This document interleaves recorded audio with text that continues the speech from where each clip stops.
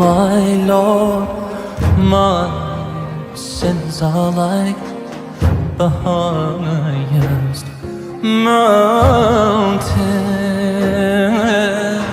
My good deeds are very few. They're like a small pebble. I turn to you, my heart full of shame, my eyes full of tears. Bestow your forgiveness and mercy upon me.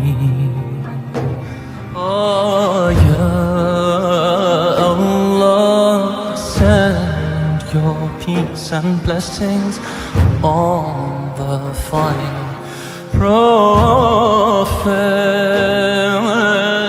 and his family and companions and those who follow.